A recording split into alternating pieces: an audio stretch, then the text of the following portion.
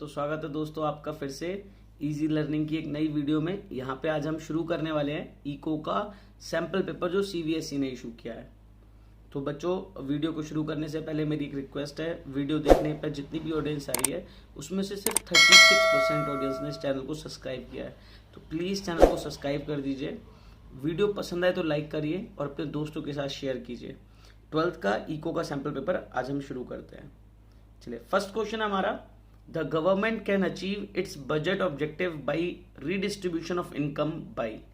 देखो, जब government budget बनाती है तो गवर्नमेंट चाहती है कि इकोनॉमी में सबको इक्विटेबल डिस्ट्रीब्यूशन हो इनकम का।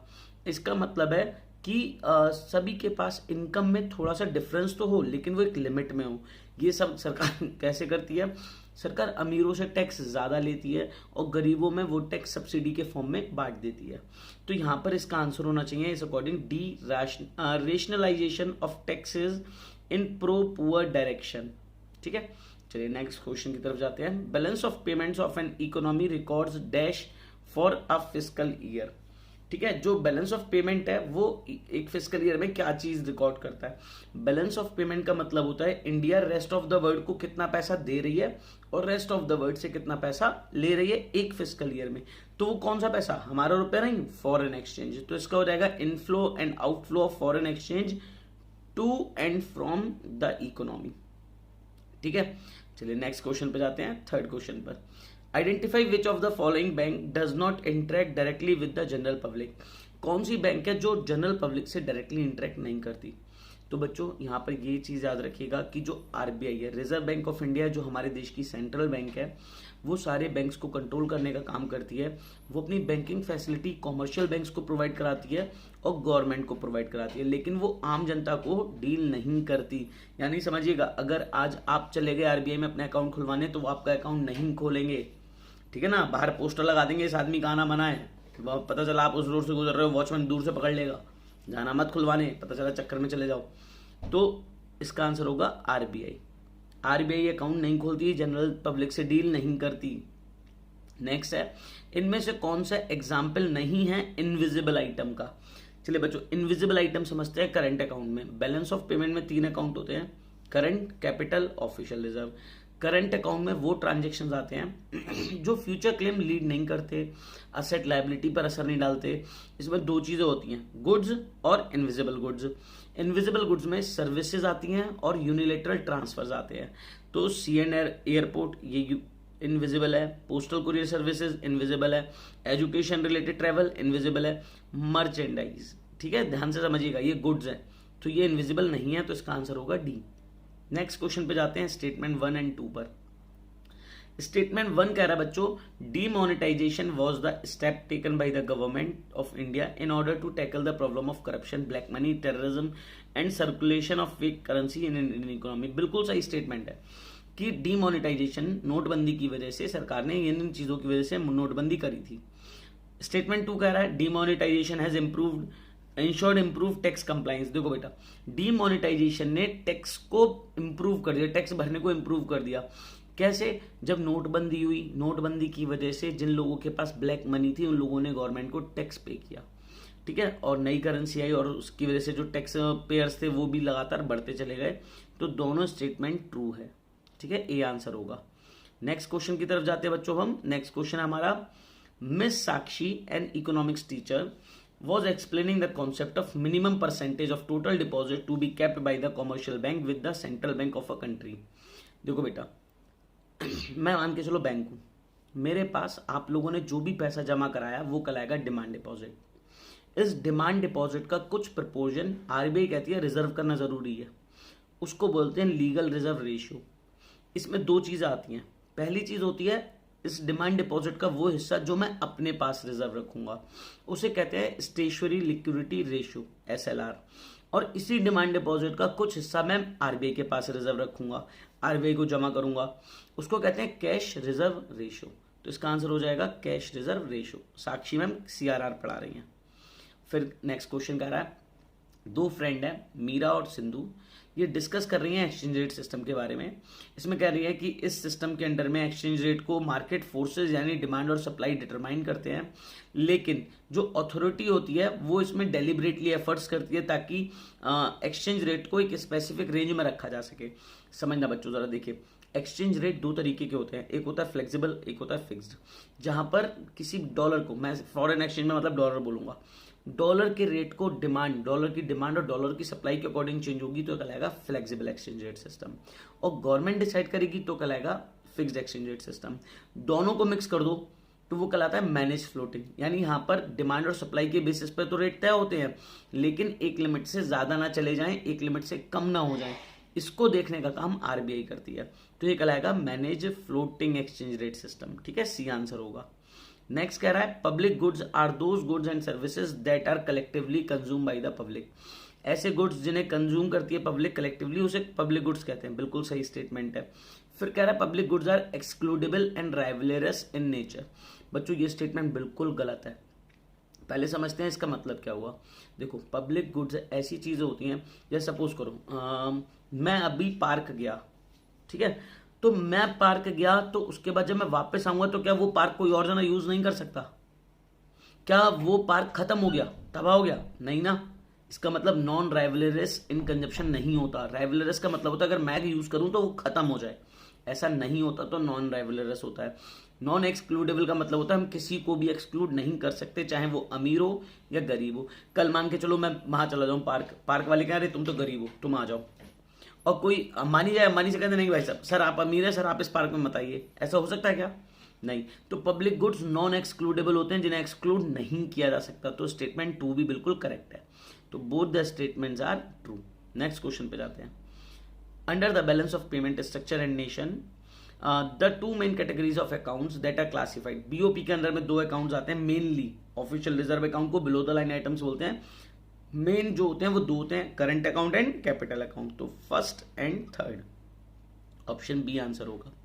नेक्स्ट क्वेश्चन पे जाते हैं। आरबीआई का कौन सा फंक्शन नहीं है? तो आरबीआई बेसिकली क्या क्या फंक्शन करती है? देखो, आरबीआई इशूइंग नोट्स, 1 रुपए के नोट को छोड़ के जितने भी नोट आते हैं सब आरबीआई इशू करती है।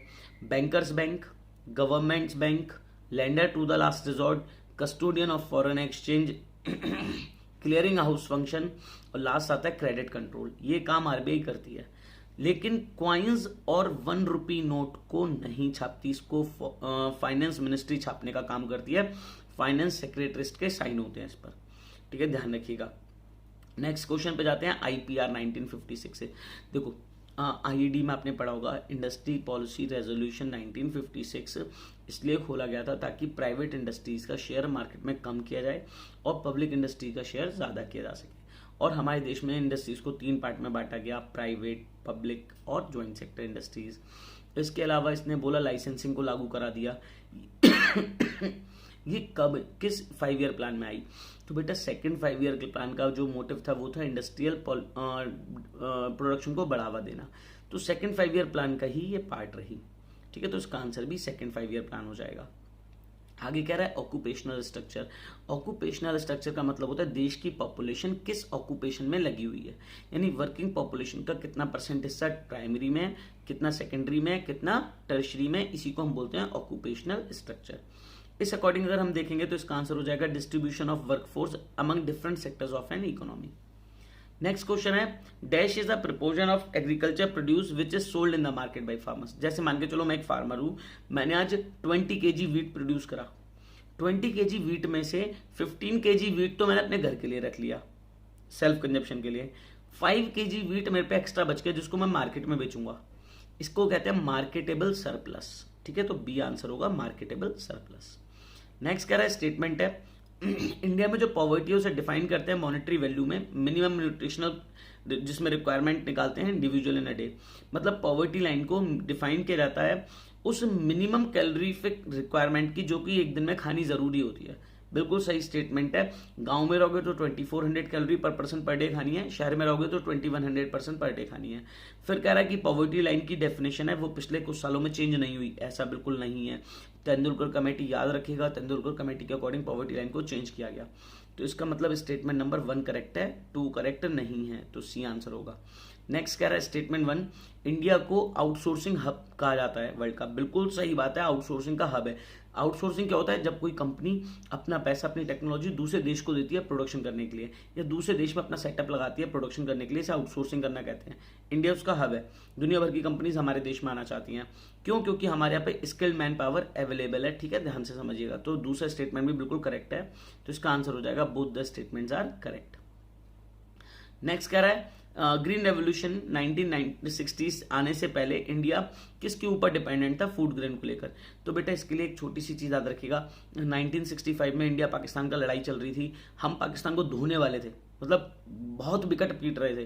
पाकिस्तान का दोस्त था अमेरिका। अमेरिका ने फोन करके बोला हमारे प्राइम मिनिस्टर जी को कि भाई साहब पाकिस्तान के साथ में लड़ाई बंद करो, नहीं करोगे तो हम तुम्हारा फूड ग्रेन की सप्लाई रोक देंगे। हमें मजबूरी में आके, मतलब हम मार रहे थे उन्हें और मजबूरी में आके हमें लड़ाई रोकनी पड़ी। ठीक है, तो याद रखना किसने धमकी दी थी? यूएसए ने। तो हम यूएसए के ऊपर डिपेंडेंट थे फूड ग्रेन को लेकर। नेक्स्ट क्वेश्चन है इनमें से कौन सा करेक्ट पेयर होगा? करेक्ट पेयर बताते हैं। Exports of goods and services, आगे कह रहा है एक्सेस ऑफ एक्सपोर्ट्स, बात नहीं जम रही। ट्रेड सरप्लस इनविजिबल आइटम है, बिल्कुल गलत। ट्रेड सरप्लस में गुड्स एंड सर्विसेज का एक्सपोर्ट आता है। Current transfer to rest of the world recorded at positive, बेटा ट्रांसफर कर रहे हैं to rest of the world, दुनिया भर को दे रहे हैं, तो ये नेगेटिव आइटम होगा, ये भी गलत है। पोर्टफोलियो इन्वेस्टमेंट को FII कहा जाता है, यानी फॉरेन इंस्टीट्यूशनल इन्वेस्टमेंट, तो यही बिल्कुल करेक्ट है, यानी डी का फोर्थ, डी आंसर हो जाएगा। नेक्स्ट कह रहा है नाबार्ड। ठीक है, देखो नाबार्ड जैसे RBI बैंकिंग सेक्टर की एपेक्स बॉडी है, वैसे ही नाबार्ड रूरल बैंकिंग की एपेक्स बॉडी है, यानी गांव में क्रेडिट प्रोवाइड करने वाली सबसे ऊंची कोई बॉडी है तो नाबार्ड है। National bank for agriculture and rural development, जिसको 1982 में सेटअप किया गया, ये एपेक्स बॉडी है। आंसर ही आ गया यहाँ पर। नेक्स्ट है the government of India has decided to vaccinate the adult population of India without any charge. देखो समझना, बजट में सरकार के दो तरीके के खर्च होते हैं, रेवेन्यू एक्सपेंडिचर और कैपिटल एक्सपेंडिचर। जब सरकार का फ्री का खर्चा हो जाए, यानी पैसा चला गया लेकिन बदले में कोई असेट फॉर्म नहीं हुई, कोई लायबिलिटी रिड्यूस नहीं हुई, तो ये खर्चा कहलाता है रेवेन्यू एक्सपेंडिचर। और सरकार का पैसा खर्च हो लेकिन सरकार को या तो असेट बन जाए या कोई लायबिलिटी रिड्यूस हो जाए, तो ये कहलाता है कैपिटल एक्सपेंडिचर। सरकार वैक्सीनेशन करा रही है, कोई असेट तो बनी नहीं, लायबिलिटी भी रिड्यूस नहीं हुई, अगली बार कोविड आएगा तो वो फिर से करवाएगी वैक्सीनेशन, तो इसका मतलब है रेवेन्यू नेचर एक्सपेंडिचर है ये। आगे कह रहा है dash is not a reason for poverty in India. गरीबी का कारण क्या नहीं है? पॉपुलेशन बढ़ रही है, गरीबी का कारण है। लो कैपिटल फॉर्मेशन है, गरीबी का कारण है। सोशो इकोनॉमिक एक्सप्लोजन हो रहा है, एक्सक्लूजन हो रहा है, ये भी गरीबी का कारण है। लेकिन GDP बढ़ रही है, ये गरीबी का कारण नहीं हो सकता, बी आंसर हो जाएगा। फिर नेक्स्ट क्वेश्चन कह रहा है इन हाइपोथेटिकल इकोनॉमी नीरज ने बैंक में 100 रुपए जमा करे हैं और अज्यूम करो मार्केट में और कोई पैसा ही नहीं है, तो मनी सप्लाई कितनी होगी? तो बच्चों मनी सप्लाई का M1 का फॉर्मूला होता है M1 equal to C plus DD plus OD। देखो वो कह रहा है कोई और डिपॉजिट तो है नहीं, तो ये सब कुछ कट गया, सॉरी C और C कट गया, C कट गया आपका और DD कट गया, बचा कितना? OD की वैल्यू 100 दे रखी है, तो इसका मतलब आंसर आ जाएगा 100। मनी सप्लाई 100 रुपए की ही चल रही होगी। ठीक है, नेक्स्ट क्वेश्चन की तरफ बढ़ते हैं बच्चों। Since independence India has witnessed a considerable fall in maternal mortality rate, यानी डिलीवरी के बाद जो माएँ होती हैं उनके मरने की दर है वो लगातार कम हुई है हमारे देश में। ऐसा कौन सा कारण है जो कि इन्फेंट मोर्टिलिटी को कम करने का रीजन नहीं हो सकता?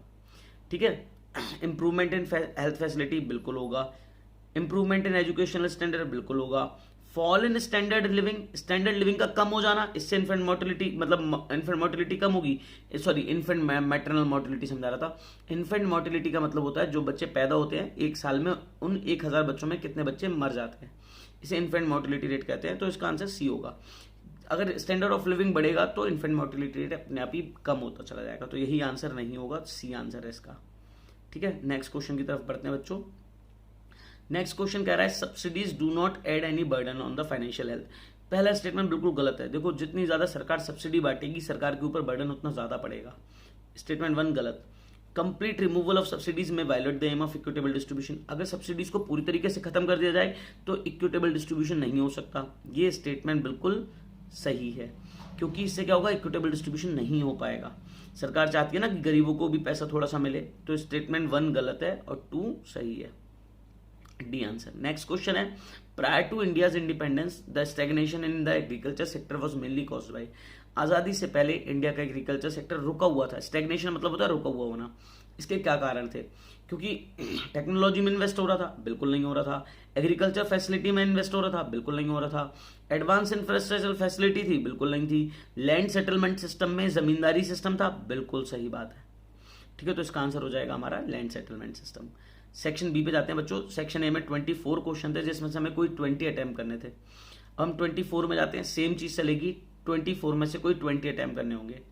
कह रहा है जो एक इंडियन कंपनी है उसे फॉरेन ऑस्ट्रेलियन कंपनी ने खरीद लिया। ये क्रेडिट साइड में जाएगा बैलेंस ऑफ पेमेंट के। जरा ध्यान से समझते बच्चों। जैसे अकाउंट्स में होता है नॉमिनल अकाउंट। नॉमिनल अकाउंट में हम पढ़ते हैं जो भी हमारे पेमेंट्स और एक्सपेंडिचर्स होते हैं वो जाते हैं डेबिट साइड। जितनी भी इनकम, रिसिप्ट्स और प्रॉफिट्स होते हैं वो सारे जाते हैं क्रेडिट साइड। अब जरा ध्यान से समझो, अगर ऑस्ट्रेलियन कंपनी ने इंडियन कंपनी खरीदी तो डॉलर आएगा, और डॉलर आएगा इसका मतलब हो जाएगा क्रेडिट साइड। तो स्टेटमेंट असर्शन बिल्कुल सही है। दूसरा कह रहा है इट लीड्स टू आउटफ्लो। इससे फॉरेन एक्सचेंज चला गया? नहीं, फॉरेन एक्सचेंज आ गया, इनफ्लो है। तो रीजनिंग गलत है। असर्शन सही है लेकिन रीजनिंग गलत है। तो इसका आंसर हो जाएगा सी। नेक्स्ट क्वेश्चन पे जाते हैं। कह रहा है कि सपोज करो इनिशियल डिपॉजिट 400 करोड़ का है और जिसकी वजह से फाइनल डिपॉजिट हो रहा है, टोटल डिपॉजिट 4000 करोड़ का हो रहा है। तो LRR की वैल्यू कितनी होगी, लीगल रिजर्व रेशियो की वैल्यू कितनी होगी? फॉर्मूला याद रखिएगा बच्चों, total deposit equal to 1/LRR multiply by primary deposit. Solve करते हैं। अगर हम इसे 40,000 वैल्यू थी इसकी 4000 is equals to 1/LRR multiply 400। ठीक है, तो 400 से इधर काटेंगे तो 10 हो जाएगा। तो LRR इक्वल टू हो जाएगा LRR इक्वल टू 1/10। सॉल्व करेंगे तो 0.1। ठीक है, तो 0.1 आंसर हो जाएगा सी। नेक्स्ट क्वेश्चन पे जाते हैं बच्चों हम। नेक्स्ट क्वेश्चन हमारा असर्शन रीजनिंग का कि major policy initiatives help India to become self sufficient in food grain. जो लैंड रिफॉर्म और ग्रीन रेवोल्यूशन को लेकर जितने भी पॉलिसी इनिशिएटिव लिए गए, इससे हमारे इंडिया सेल्फ सफिशिएंट हो गया। असर्शन बिल्कुल सही है। कह रहा है जो प्रपोजन है पीपल का जो एग्रीकल्चर सेक्टर में है, लेकिन वो डिक्लाइन नहीं हुआ जितना उससे एक्सपेक्ट किया गया था। रीजनिंग भी बिल्कुल सही है, लेकिन क्या दोनों में कोई रिलेशन है? बिकॉज लगा के चेक कर लो, पता चल जाएगा कोई रिलेशन नहीं बन रहा, क्योंकि वहां पर कह रहा है सेल्फ सफिशिएंसी की, यहां पर सेल्फ सफिशिएंसी की कोई बात ही नहीं की गई। तो आंसर हो जाएगा B. Assertion and reasoning both are true but reasoning is not the correct explanation. Next question पे जाते हैं। Identify the incorrect statement from the following. इनमें से इनकरेक्ट कौन सा है? Diversification of agriculture sector provide sustainable, बिल्कुल सही बात है। जितना ज्यादा एग्रीकल्चर सेक्टर का डाइवर्सिफिकेशन होगा, सस्टेनेबल लिवलीहुड उतना बढ़ेगा। कह रहा है डाइवर्सिफिकेशन इंक्लूड क्रॉपिंग पैटर्न में चेंज आना, shifting of workforce from agriculture to another activities, बिल्कुल सही है। Objective of investment in new agriculture revenues increase the financial risk. बताओ बेटा, नॉन फार्म एक्टिविटी जैसे हमने भैंस खरीद ली, मान के चलो मैं खेती कर रहा हूं, मैंने खेती के साथ साथ भैंस खरीद ली, तो क्या फाइनेंशियल रिस्क बढ़ जाएगा? बिल्कुल गलत, फाइनेंशियल रिस्क कम हो जाएगा। यानी क्रॉप के रेट बढ़ जाए या घट जाए, मुझे ज्यादा दिक्कत नहीं होगी। मैंने जो भैंस खरीदने में पैसा लगाया था, मैं उसके दूध को बेचकर या दूसरे प्रोडक्ट्स को बेचकर उससे पैसा कमा सकता हूं। तो ठीक है, सी आंसर इसका गलत है। नेक्स्ट है असर्शन रीजनिंग का, human capital treats human being as a means to an end. यानी यहाँ पे कह रहा है कि ह्यूमन कैपिटल में ह्यूमन प्रोडक्टिविटी को बढ़ाने के लिए ह्यूमन एक साधन है, बिल्कुल सही बात है। फिर कह रहा है human capital decreases by the way of investment in education and wealth. अगर हम एजुकेशन और वेल्थ में पैसा खर्च करेंगे तो ह्यूमन कैपिटल क्रिएट हो जाएगी, ना कि कम होगी। तो इसलिए रीजनिंग गलत है, इसका आंसर भी सी होगा। नेक्स्ट क्वेश्चन पे जाते हैं बच्चों, मैचिंग है। ठीक है, मैचिंग की बात करते हैं। इसमें पूछ रहा है करेक्ट पेयर कौन सा होगा, तो करेक्ट पेयर की बात करते हैं। करेक्ट पेयर में सबसे पहले दे रखा है NREGA, Mahatma Gandhi national rural employment guarantee act. इसके आगे दे रखा है इंफ्रास्ट्रक्चर डेवलपमेंट, कोई बात बिल्कुल गलत, 100 डेज का एम्प्लॉयमेंट। नेक्स्ट दे रखा है पोषण अभियान। पोषण अभियान में पोषण होगा, न्यूट्रिशन होगा। कह रहा है rural and skill work force को एम्प्लॉयमेंट देना है, बिल्कुल गलत। इसके बाद वाल्मीकि अंबेडकर आवास योजना, पहले इसको देखते हैं डी को। आवास योजना का मतलब होता है घर देना, यहाँ पे कह रहा है फूड और न्यूट्रिशनल वैल्यू देना, ये भी बिल्कुल गलत हो गया। आगे कह रहा है नेशनल सोशल असिस्टेंस प्रोग्राम, यानी नेशनल लेवल पर सोशल असिस्टेंस प्रोवाइड करना। सोशल असिस्टेंस का मतलब होता है जैसे जो बुजुर्ग लोग होते हैं उन्हें पेंशन वगैरह प्रोवाइड करना, यही बिल्कुल सही है। ठीक है, तो इसका आंसर हो जाएगा सी। नेक्स्ट क्वेश्चन की तरफ बढ़ते हैं। नेक्स्ट क्वेश्चन है क्वेश्चन नंबर 31। ये ग्राफ बेस्ड क्वेश्चन है बच्चों, इसकी तरफ ध्यान देते हैं। क्वेश्चन कह रहा है 1973 से 2012 के बीच में किस किस स्टेट में पॉवर्टी कम हुई है, बहुत ज्यादा। तो देखो आंध्र प्रदेश में पॉवर्टी बहुत कम हुई है। इसके बाद अगर हम देखते हैं यहाँ पर पॉवर्टी में इतना ज्यादा कमी नहीं आई है।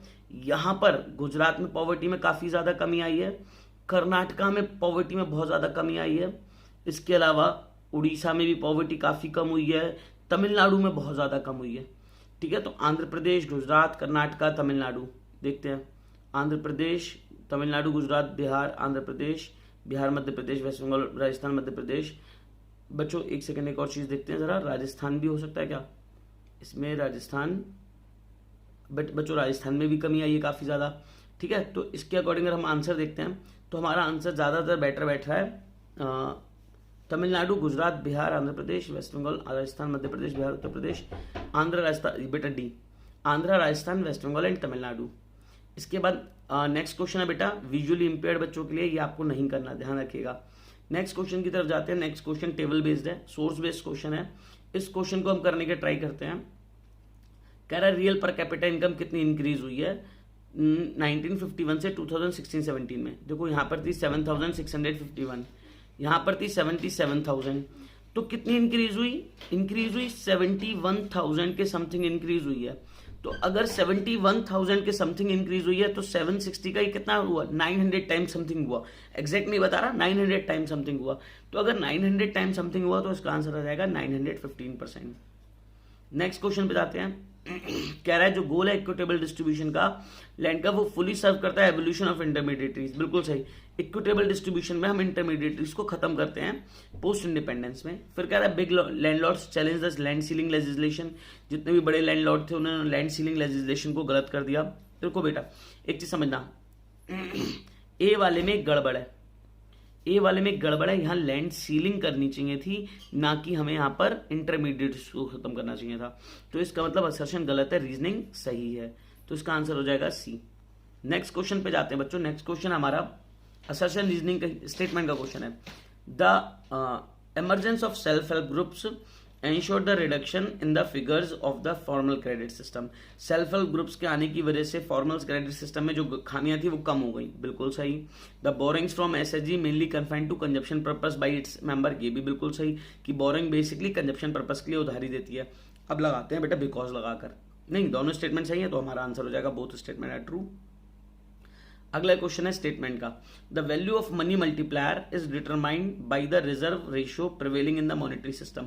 मनी मल्टीप्लायर के इज इक्वल्स टू 1 अपॉन, ठीक है ध्यान रखिएगा, के इज इक्वल्स टू, अगर हम मनी मल्टीप्लायर की बात करते हैं, सॉरी एक सेकंड रुकिएगा, मनी मल्टीप्लायर मतलब होता है क्रेडिट मल्टीप्लायर, के इक्वल टू 1 अपॉन LRR, ठीक है LRR।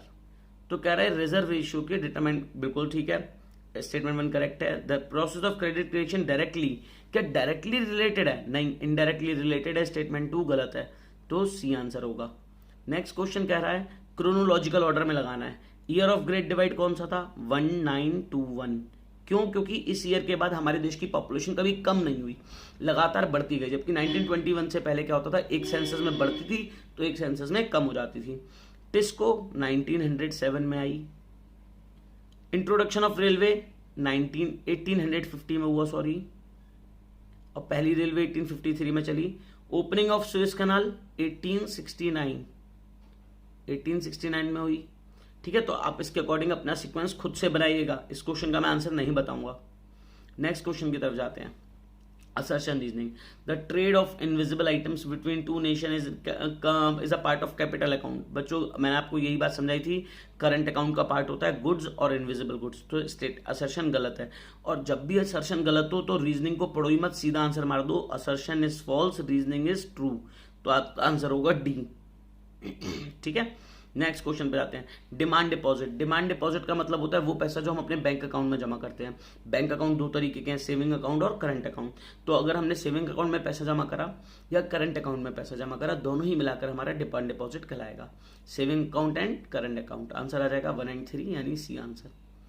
39 क्वेश्चन कह रहा है since the default rates of farm loans have become chronologically high due to multiple reasons of the rural banks are facing a lot of cash crunch।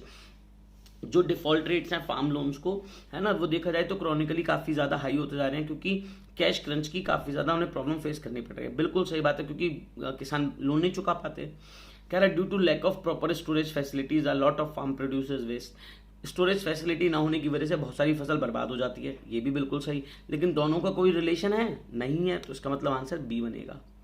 Next question कह रहा है assertion since independence the economic condition of many farmers across India has improved as they have adopted horticulture। आज़ादी के बाद हमारे किसानों की हालत सुधरी है क्योंकि हमने हॉर्टिकल्चर यानी फ्रूट्स एंड वेजिटेबल्स की खेती को अपनाया। सही बात। कह रहा है बेरिंग क्लाइमेट बदलता हुआ मौसम और सोशल कंडीशंस हैं, उसने इंडिया को एडवांटेज दिया है क्योंकि हम यहाँ पे अलग अलग हॉर्टिकल्चर क्रॉप उगा सकते हैं। बिल्कुल सही, देखो बिल्कुल सेंस भी बन रहा है, इसलिए आंसर ए होगा। Assertion and reasoning both are correct and R is the correct explanation. आगे जाते हैं। Demand deposit are consider as a convenient mode of payment for execution of the even the high value transaction.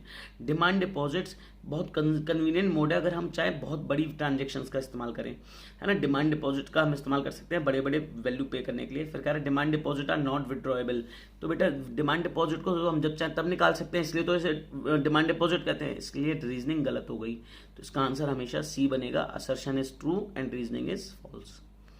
आगे कह रहा है बच्चों, एक हमें केस दे रखा है लो प्रोडक्शन ए, यहाँ पे लो इंड्यूसमेंट है पी। तो बच्चों देखो ए यहां पर होनी चाहिए कम इनकम, लो इनकम होगी तो लोग कम इन्वेस्ट करने का इच्छा रखेंगे, इससे कम इन्वेस्टमेंट हो जाएगा, लो इन्वेस्टमेंट हो जाएगा, लो इन्वेस्टमेंट हो जाएगा, जिससे प्रोडक्शन कम होगा और इनकम फिर कम हो जाएगी। तो इसका आंसर बनेगा A, low level of income and low level of investment. आगे विजुअली चैलेंज बच्चों के लिए ये हमें नहीं करना है। आगे कहता है Ramanpreet has started a new business venture. Ramanpreet ने एक नया बिजनेस शुरू करा, उसने बहुत ज्यादा अमाउंट खर्च करा ऑन द जॉब ट्रेनिंग पर। तो ये पूछ रहा on the job training spot of the does not directly contribute, इनमें से कौन सी चीज है जो कि ह्यूमन कैपिटल में डायरेक्टली कंट्रीब्यूट नहीं करती है। कह रहा है एड स्किल एंड एक्सपर्टाइज, ये करता है। इंप्रूव एफिशिएंसी, ये भी करती है। एंश्योर जेंडर इक्विटी, बेटा ह्यूमन कैपिटल से जेंडर इक्विटी का लेना देना नहीं है। प्रोडक्टिविटी को बढ़ाता है, बिल्कुल सही बात है, लेकिन इक्विटी को बढ़ाता है ऐसा नहीं है, ठीक है, वो भी जेंडर बेस। नेक्स्ट क्वेश्चन कह रहा है हमसे कि बीओटी की वैल्यू दे रखी है सरप्लस में 20,000 करोड़। बच्चों न्यूमेरिकल क्वेश्चन है, इसको ध्यान से करिएगा, कई बच्चों को दिक्कत आएगी। सरप्लस में दे रखा है, फिर कह रहा है इंपोर्ट की वैल्यू एक्सपोर्ट की वैल्यू की हाफ है। तो मान के चलो एक्सपोर्ट है एक्स, इंपोर्ट हो जाएगा 0.5x। तो एक्सपोर्ट में से इंपोर्ट को माइनस करेंगे तब सरप्लस की वैल्यू आ जाएगी 20,000। सॉल्व करेंगे, x में से 0.5x गया, 0.5x इक्वल टू 20,000। पॉइंट हटाया, नीचे 0 बढ़ाया, 5 बन जा 5, 5 2 जा 10, x में जाएगा ये 2 इधर क्रॉस मल्टीप्लाई में चला जाएगा, x की वैल्यू यानी एक्सपोर्ट की वैल्यू हो जाएगी 40,000 करोड़। B answer. इस तरीके के न्यूमेरिकल आपके बोर्ड में आएंगे ही आएंगे, इसीलिए ध्यान से बेसिक कॉन्सेप्ट्स को दिमाग में रखिएगा। नेक्स्ट क्वेश्चन है गवर्नमेंट इंडिया की उसने ट्रिकल डाउन अप्रोच का इस्तेमाल करा ताकि गरीबी को खत्म किया जा सके और पिरामिड के आखिरी कोने तक जो सबसे नीचे आदमी है उस तक उसके बेनिफिट पहुंचाया जा सके, मतलब सब्सिडी को डायरेक्टली लोगों के अकाउंट में डालना। ये बिल्कुल सही स्टेटमेंट है, सरकार ने ऐसा अपनाया है। कह रहा है एम्पिरिकल डाटा बताता है कि ट्रिकल डाउन थ्योरी ज्यादा डिजायर रिजल्ट नहीं दे पाई है। ये भी बिल्कुल सही बात है, क्योंकि जहां पे भी ट्रिकल डाउन अप्रोच अपनाई गई उसने इतने ज्यादा रिजल्ट अच्छे नहीं दिए हैं। तो इसका मतलब दोनों स्टेटमेंट ट्रू हैं, both the statements are true. Next question है असर्शन रीजनिंग का। कह रहा है रिसिप्ट्स और पेमेंट्स है करंट अकाउंट की वो इक्वल है, ठीक है, रिसिप्ट्स भी जितनी मिली है उतना ही पेमेंट करा, तो ऐसे में तो बैलेंस कंडीशन हो गई। जबकि क्वेश्चन कह रहा है ये ऐसी सिचुएशन है जहां सरप्लस होगा, तो असर्शन गलत। और जब भी असर्शन गलत हो तो आंसर डी मार देना बिना रीजनिंग को पढ़े। Assertion is false, reasoning is true. Identify the correct statement, देखते हैं करेक्ट स्टेटमेंट क्या है। Restrictive policy of commodity production trade and tariff persuaded by the government adversely affect the structure. जो रेस्ट्रिक्टिव पॉलिसी इस्तेमाल की गई थी अंग्रेजों के द्वारा हमारे ट्रेड को लेकर, टैरिफ को लेकर, उसने हमारे देश के स्ट्रक्चर, कंपोजिशन और वॉल्यूम ऑफ ट्रेड पर नेगेटिव असर डाला। बिल्कुल सही स्टेटमेंट है, ये आंसर बिल्कुल करेक्ट है। नेक्स्ट क्वेश्चन की तरफ जाते हैं। कह रहा है मैचिंग करनी है, ठीक है, मैचिंग देखते हैं। बच्चों माइग्रेशन, जब भी हम माइग्रेशन करते हैं तो मैंने आपको पढ़ाया लिखाया यहाँ पर, अब पढ़ लिख के होशियार बने इंडिया में, और पढ़ लिखने के बाद चले गए जॉब करने बाहर दूसरे देश में, तो क्या हो गया, ब्रेन ड्रेन हो गया। तो माइग्रेशन से ब्रेन ड्रेन होता है, ब्रेन ड्रेन हो गया, ट्रेन होके बह गया, दूसरी जगह चला गया। कह रहा लो लेवल ऑफ एकेडमिक स्टैंडर्ड्स, हमारी बुक में जो पढ़ाया जाता है प्रैक्टिकल लाइफ में वो काम में नहीं आता। ये किस चीज का एग्जाम्पल है, mismatch between the required skills and academic standards. जो स्किल्स की जरूरत है जॉब के लिए और एकेडमिक स्टैंडर्ड्स में डिफरेंस है। पॉपुलेशन हाई ग्रोथ, ठीक है, पॉपुलेशन की ग्रोथ रेट हाई है, इसका लेना देना है बेटा reduce in per capita economic growth, जैसे जैसे पॉपुलेशन बढ़ेगी पर कैपिटा इकोनॉमिक ग्रोथ अपने आप ही कम होती चली जाएगी। फिर कह रहा है lack of proper manpower planning, यानी हम अपनी जो पॉपुलेशन है उसको प्रॉपर तरीके से यूटिलाइज नहीं कर पा रहे, इसका रीजन हो गया imbalance between demand and supply of human resource. Answer आप खुद से ट्राई करिएगा। अब जाते हैं सेक्शन सी पर। बच्चों सेक्शन सी हम नहीं कर सकते सॉल्व, क्योंकि सीबीएसई ने जो सैंपल दिया है इसमें सेक्शन सी इनकम्प्लीट है, ठीक है। तो इसके जितने भी क्वेश्चंस इसमें हैं वो जो डाटा से रिलेटेड होंगे वो सॉल्व नहीं कर सकते, जैसे 49 सॉल्व नहीं कर पाएंगे, 50 सॉल्व नहीं कर सकते क्योंकि ये भी डाटा से रिलेटेड है। 51 कह रहा है इनमें से कौन सा टैक्स रेवेन्यू नहीं है, वेल्थ टैक्स टैक्स है, इनकम टैक्स टैक्स है, कॉर्पोरेट टैक्स टैक्स है, स्पेशल असेसमेंट टैक्स नहीं होता। ये किसे कहते हैं स्पेशल असेसमेंट? मान के चलो मेरी जमीन है, उसके पास में से गवर्नमेंट का कोई प्रोजेक्ट पास हो जाए, वहां डैम बन जाए, पास में कैनाल बन जाए, डैम ना बने, डैम बन गया तो जमीन डूब जाएगी, कोई कैनाल पास हो जाए, कोई नेशनल हाईवे पास हो जाए, गवर्नमेंट कॉलेज बन जाए, गवर्नमेंट हॉस्पिटल बन जाए, इसकी वजह से मेरी जमीन की वैल्यू बढ़ जाएगी, मुझे उस बढ़ी हुई वैल्यू के बदले में गवर्नमेंट को कुछ पे करना पड़ेगा, उसी को स्पेशल असेसमेंट कहते हैं, वो टैक्स नहीं होता, नॉन टैक्स रेवेन्यू रिसिप्ट होती है, तो यही आंसर होगा। फिर कह रहा है फिस्कल डेफिसिट। बच्चों फिस्कल डेफिसिट कैसे निकालते हैं? Total expenditure minus total receipts other than boring. उधारी को कभी जोड़ते नहीं है, क्योंकि उधारी जुड़ गई तो कभी भी डेफिसिट नहीं आएगा। आंसर हो जाएगा ए। बेटा नेक्स्ट क्वेश्चन है, नेक्स्ट क्वेश्चन हम नहीं निकाल सकते क्योंकि डाटा बेस्ड है और डाटा इनकम्प्लीट है हमारे पास। अगला क्वेश्चन ये भी नहीं निकाल सकते क्योंकि डाटा बेस और डाटा इनकम्प्लीट है, ठीक है। इसके बाद हमें दे रखा है एक क्वेश्चन 55 से 60 तक, केस बेस्ड स्टडी है ये भी। केस बेस्ड स्टडी को मैं आपको दिखा रहा हूँ, आपको इसको खुद से सॉल्व करना है और आंसर्स को कमेंट बॉक्स में बताना है। जिस भी बच्चे ने इसको कमेंट बॉक्स में करेक्ट बताया उस बच्चे को मैं अपनी तरफ से सैम्पल पेपर गिफ्ट करूंगा, लेकिन मैं एक्सप्लेनेशन पूछूंगा पर्सनली, ठीक है। अगर जिसने भी इसके एक्सप्लेनेशन करेक्ट समझाए मैं उसको अपनी तरफ से एक सैम्पल पेपर गिफ्ट करूंगा। आप क्वेश्चंस देख लीजिए और उसके बाद हम इस वीडियो को आज के लिए रोकेंगे। देखते जाइए आप क्वेश्चंस को। और मेरी रिक्वेस्ट है सभी बच्चों से, जो भी वीडियो देख रहे हैं प्लीज़ चैनल को सब्सक्राइब कीजिए, वीडियो पसंद आई हो तो उसे लाइक कीजिए, अपने दोस्तों के साथ शेयर कीजिए, और अगर आपको कोई भी डाउट क्रिएट हो रहा है किसी भी क्वेश्चन के रिगार्डिंग तो उसे आप कमेंट बॉक्स में मुझसे पूछ सकते हैं, ठीक है। मैं आपको सब जितनी भी क्वेरीज आएंगी सबके